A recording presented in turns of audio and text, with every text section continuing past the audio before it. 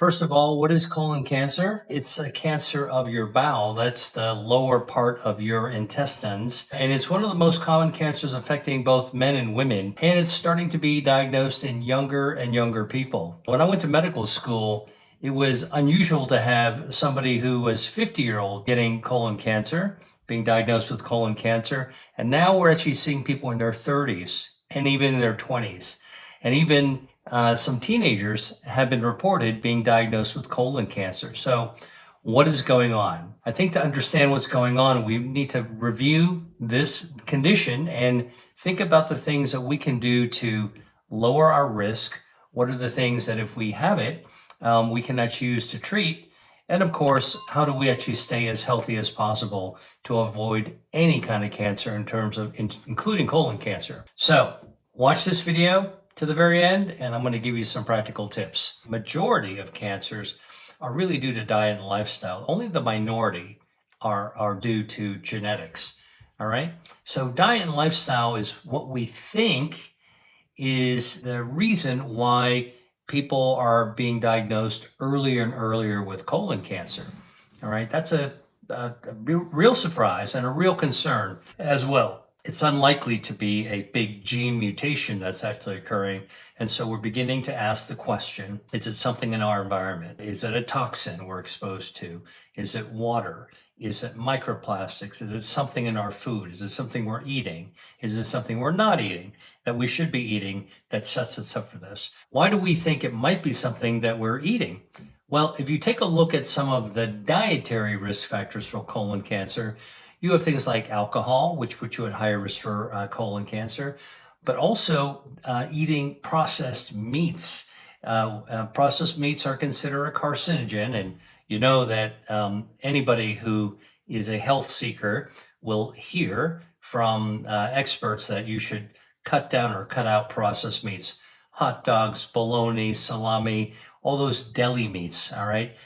They've actually been classified as a carcinogen by the World Health Organization, meaning that they are linked, they are associated, high intake is associated with the development of many cancers, but especially colon cancer. Think about it. You're eating processed meats, they're going down, they're parking themselves in your colon before they get pooped out. What's left gets pooped out.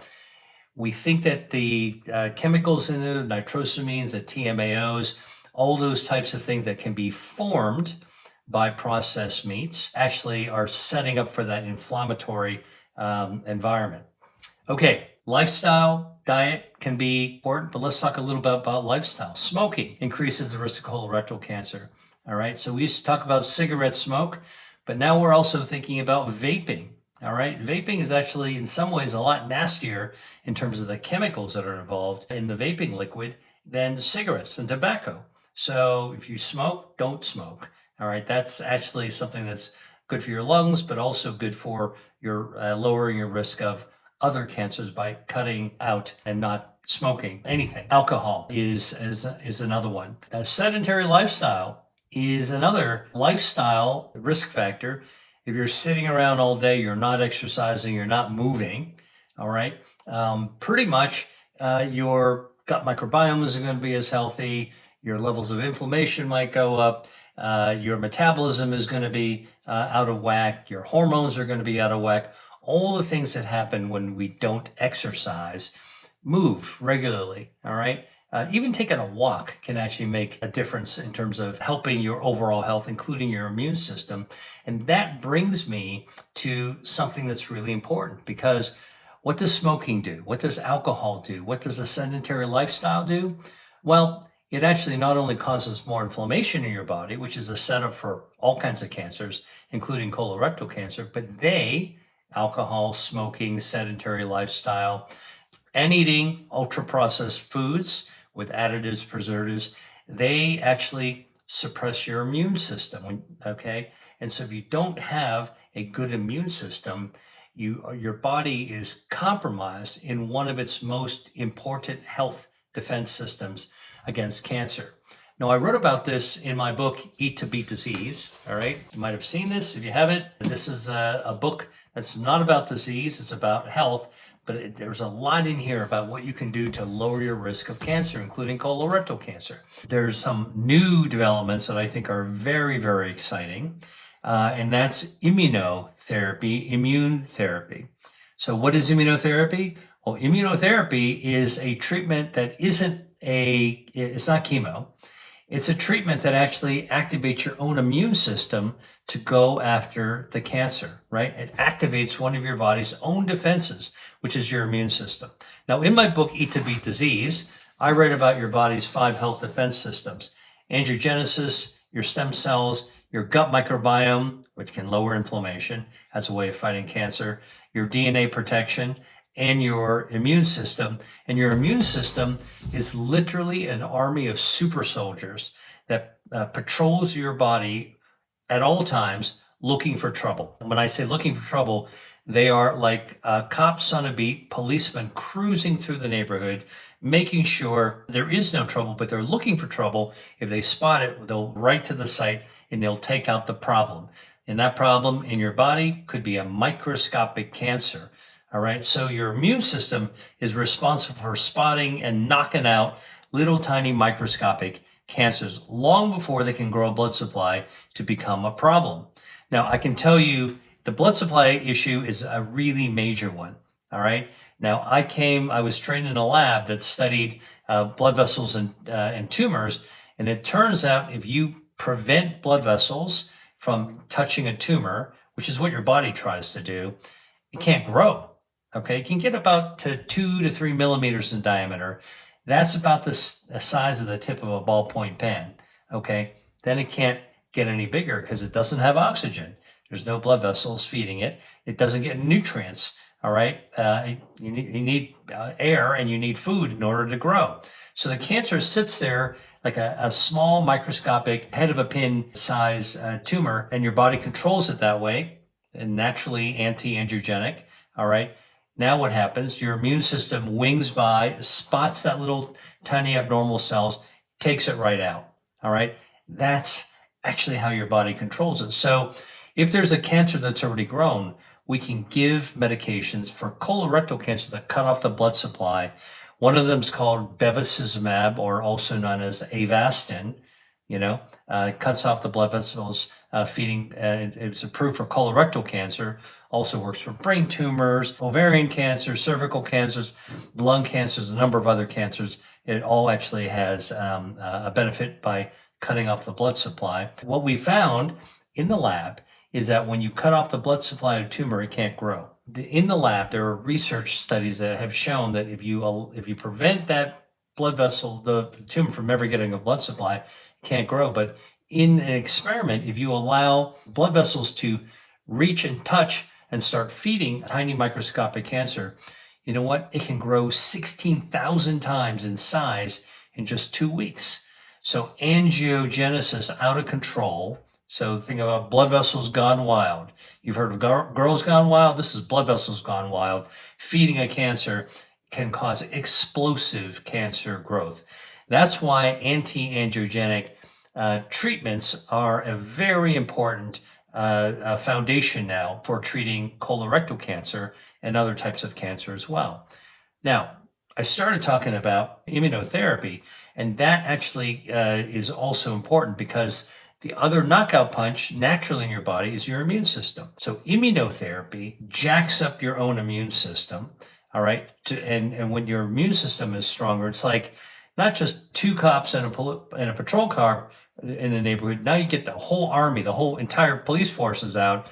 Now you've got a really, really strong army in order to be looking out for and capturing and going after those bad guys, which are your cancer cells. So immunotherapy, it is literally a transformative revolution in oncology, in the treatment of cancer. By getting your own immune system to wipe out cancer, you're able to achieve something that we only dreamed of before, which is to take the most natural process, your own immune system, raise those shields of that defense in order to be able to knock out the cancer.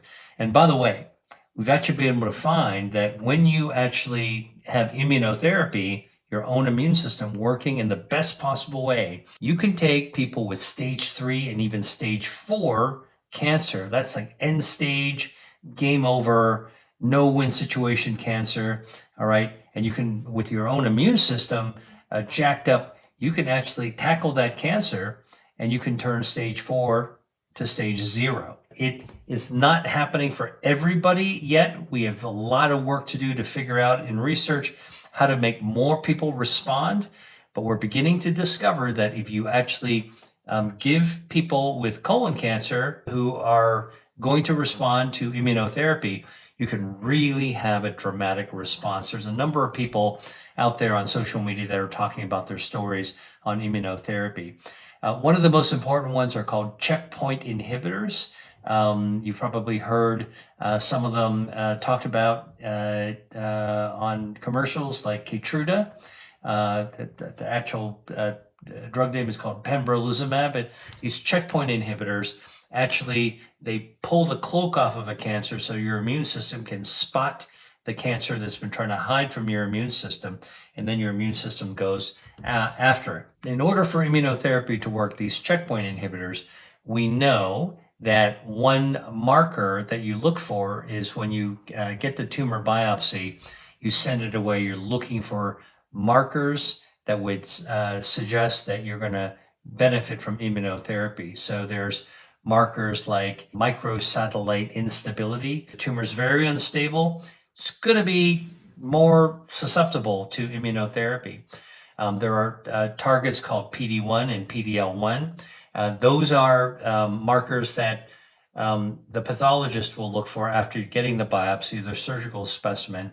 And these are things that you should ask for if you're being diagnosed with cancer, colon cancer, but other cancers. You should ask your doctor, has my tumor been sent away to see if I can be treated with immunotherapy? And for the checkpoint inhibitors, you're looking for MSI, microsatellite instability, high levels of that, MSI-H, looking for markers that suggest the tumor's cloaking itself, PD-1, PD-L1, all right? Those are some of the signals that your cancer might be amenable to immunotherapy. Your gut microbiome. Now, we already started talking about the gut microbiome. Healthy bacteria lowers inflammation, improves your metabolism, actually puts you in a better mood, the gut-brain axis as well. And a good, healthy gut bacteria lowers the risk of many different types of diseases, including cancer. We think that abnormal gut flora, gut bacteria, unhealthy neighborhood, we call it dysbiosis, may wind up being one of the contributors, one of the factors in cancer that's been hidden in plain sight all these years. So now there's a lot of research looking at that.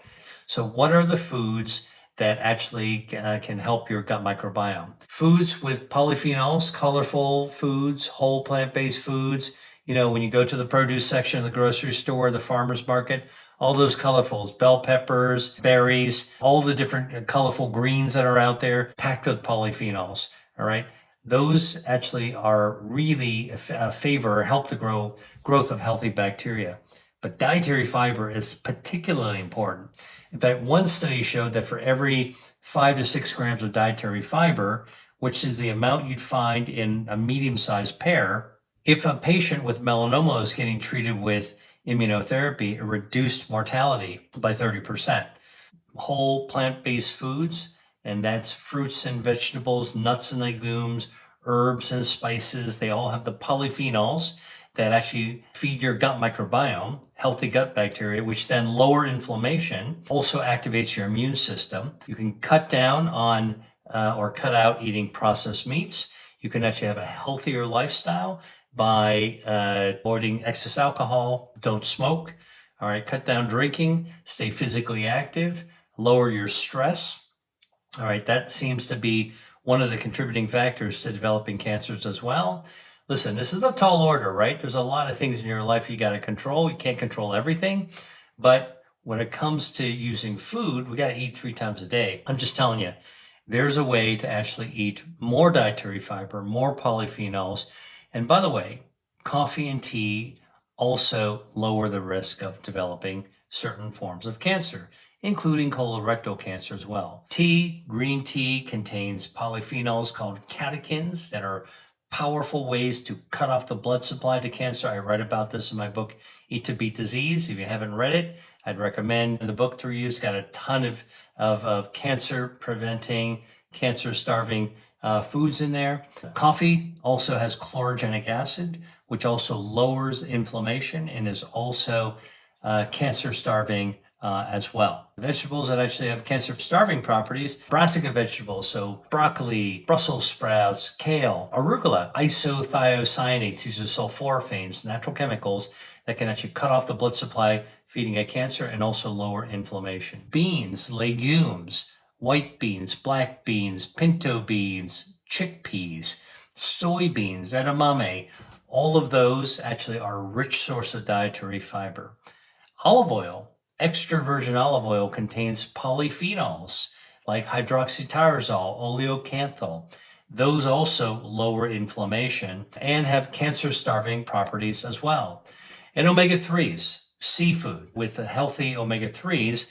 Now, we used to think it was only salmon or lower on the food chain like anchovies and sardines, mackerel. But in fact, even cod and halibut and even shrimp and shellfish like mussels and clams, they also have healthy omega-3s. Omega-3 fatty acids actually cut off the blood supply to cancers, anti-angiogenic, lowers inflammation. All of this can contribute to lowering your risk of developing cancers, including colorectal cancer. So these are very important little tips that can actually make, with food, that can make the drugs that are the cutting edge of cancer therapy work even better. That's not food versus medicine. That's food and medicine. And I'm a big believer that the right medicine for the right person at the right time can be life-saving, and it's absolutely important for the medical community to use to help patients. But what patients do for themselves when they're not at the doctor's office and at home, looking in the pantry or at the stovetop or looking in the fridge, that can be absolutely vital for helping your body's health defenses get stronger so that your own body is able to amplify whatever it is the drugs are designed to do. All right? Very, very important thing.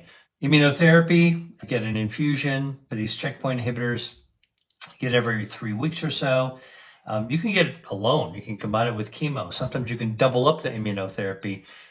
People are really trying to figure out how to do this really, really well. We don't know how to make it happen for everybody, which is really one of the huge challenges in cancer research today.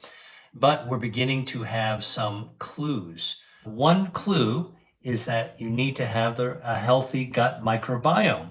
Remember, your gut microbiome, these 39 trillion bacteria that live in your gut, in your colon, in the cecum, which is a pouch in your colon, actually do really good things for us. They lower inflammation, which is really, really important, help improve our metabolism. The gut and brain are connected. They even help us be in a better mood. But here's the thing. There was a research study that was done in 2017 looking at people that were getting cancer patients who were getting immunotherapy, these checkpoint inhibitors. And what was found is that there were people that responded, meaning that they did really well. Their immune system jacked up and knocked out the cancer. And there were people who didn't do so well, all right? And they were non-responders, okay? And nobody understood why. And when the research, which was performed at the Institut Gustave Roussy by my colleague, Dr. Laurence Zittvogel, looked at the differences between responders and non-responders, you know what she found? She found there were bacteria that made the difference. All right. It wasn't genetics. It wasn't lifestyle. It was a bacteria. And one of the bacteria that was discovered, I'm sure you've heard me talk about this before, is called Akkermansia muciniphila. Akkermansia muciniphila. And in that study, which was published in the journal Science, the patients who had Akkermansia tended to respond to immunotherapy. Very important. Single bacteria can make the difference between responding and the people who didn't have it tended not to respond. Man, is that an important finding. Like, it was a jaw-dropping finding because we started to realize just how powerful our gut bacteria might actually be. Now, in 2017, there weren't really any probiotics you could take. And so the way the research was conducted was the researcher, Dr. Zipvogel, took the Akkermansia from patients who responded and transplanted it in the lab to animals who didn't have Akkermansia and who weren't responding to immunotherapy in the lab. And guess what? When you transplanted the human Akkermansia to the animal, boom, the animal would begin to respond to immunotherapy. That's a pretty good piece of evidence, that this bacteria becomes really important. Now, how do you grow Akkermansia naturally? It's naturally a healthy gut bacteria. We know that you can give allagitannins. You can eat foods with allagitannins like pomegranate, like dried cranberry, like Concord grape juice. And there are other bioactives that we're beginning to discover can also grow Akkermansia. Oats, oatmeal can grow Akkermansia, whole grain. Chili peppers, the stuff you put on a pizza, those dried chili flakes, they have been found to stimulate the growth of Akkermansia. Chinese black vinegar, that's the kind of vinegar they serve in soup dumplings. That has been shown to grow Akkermansia as well. We don't have all the answers of how to do everything for Akkermansia, and now you can take a probiotic as well. But I can tell you that this is the kind of research that is moving us forward. First, we have immunotherapy. Then we look at the responders. Then we find a bacteria. Now we're understanding how to nurture the bacteria. Now we're going to have a probiotic to help it. So in the future, what I anticipate, what I forecast, is that we're actually going to be combining probiotic therapy and microbiome nurturing along with immunotherapy. And this is really going to be a very, very powerful partnership. Your gut bacteria working with your immune system. Oh, didn't I tell you? Your gut microbiome and your immune system are 2 of your 5 health defenses. See, this is all about helping the body unleash its own healing and disease fighting capabilities, right? And we're beginning to find this now. If you're a cancer patient, you should ask your doctor, beyond surgery, beyond chemotherapy, beyond radiation, what else is out there for me? Can I get a cancer-starving anti-angiogenic treatment? Is there another targeted treatment I should have? Has my tumor been sent for analysis to see if I'm eligible? Am I likely to respond to immunotherapy? Can I get an immune boosting treatment so my own body can fight the cancer in a jacked up sort of way?